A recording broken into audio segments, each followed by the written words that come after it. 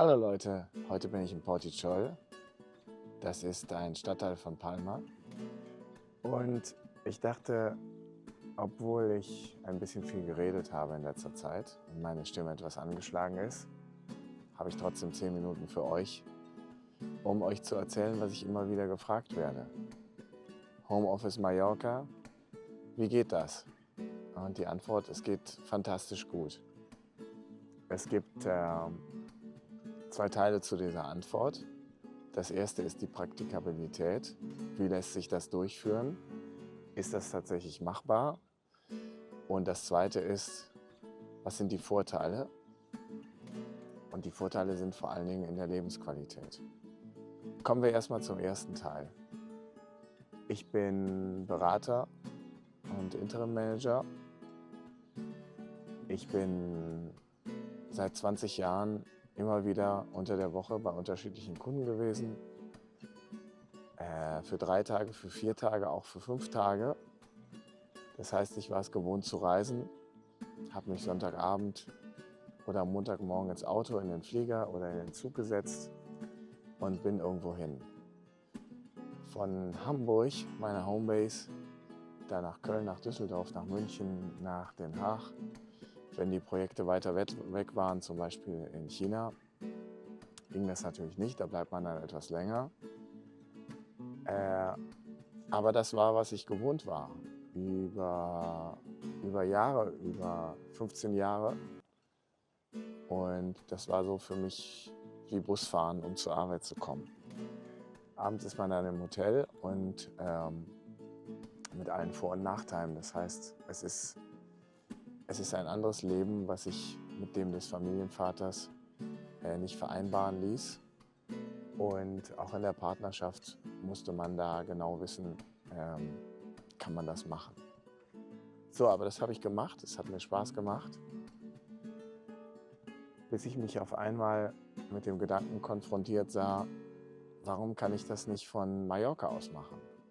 Wenn ich sowieso immer reisen muss, sowieso immer im Zug sitze und das waren dann schon mal 4, 5 Stunden.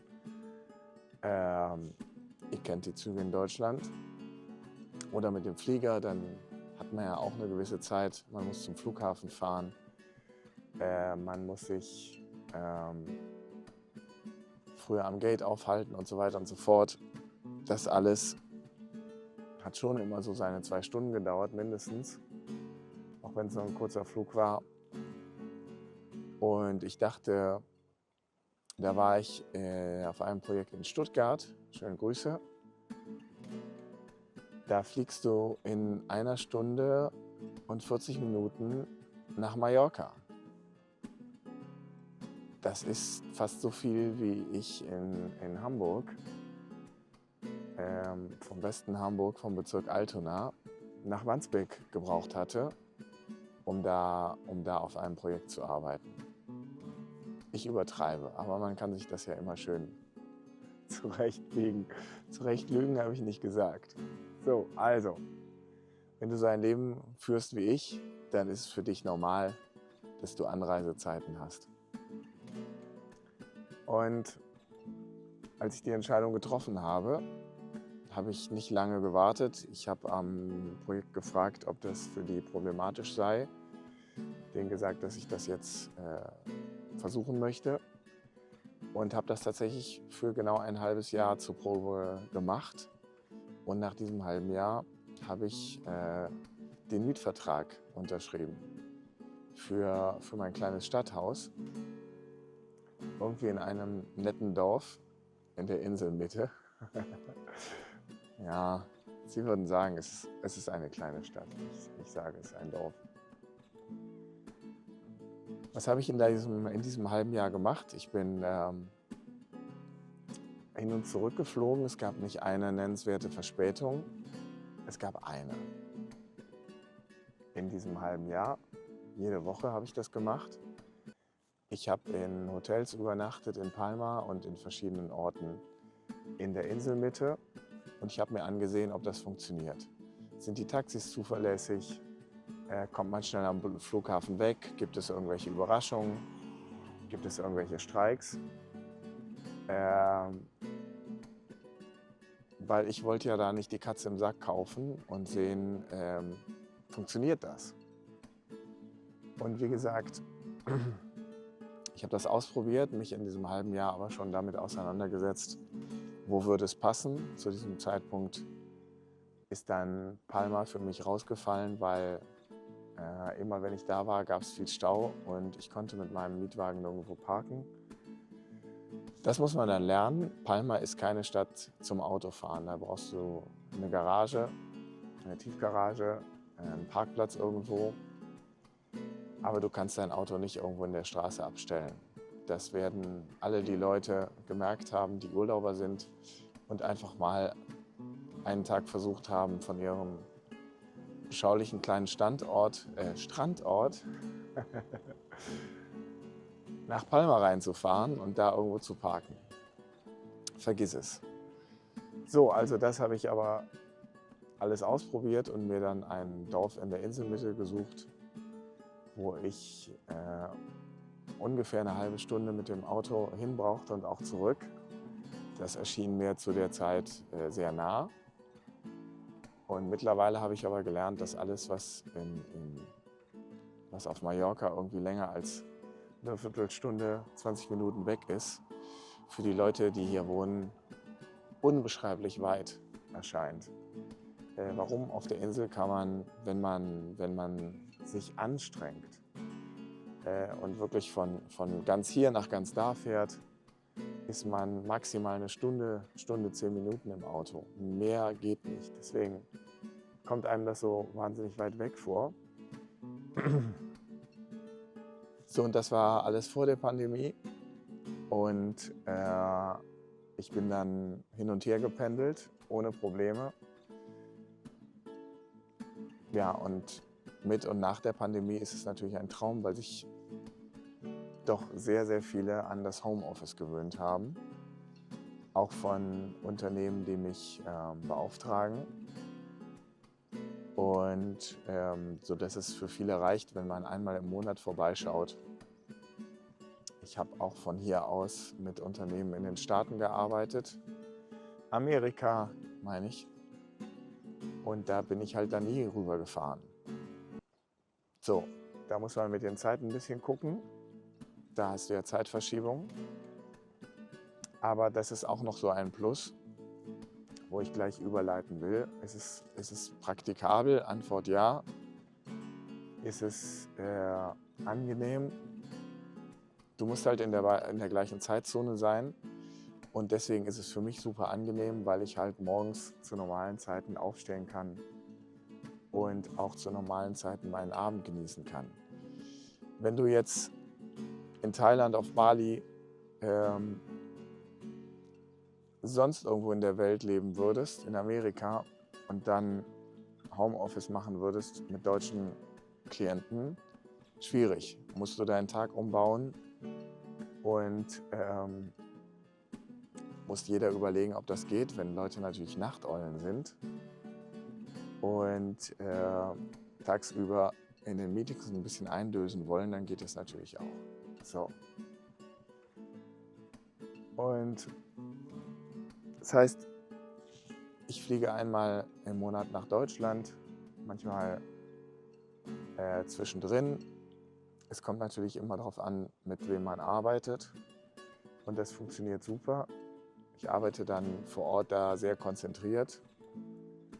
Und dann bin ich aber auch verdammt froh, wieder hier zu sein. Warum bin ich das? Die Lebensqualität ist viel, viel höher. Es ist jetzt hier Anfang Februar. Wir haben 15 Grad.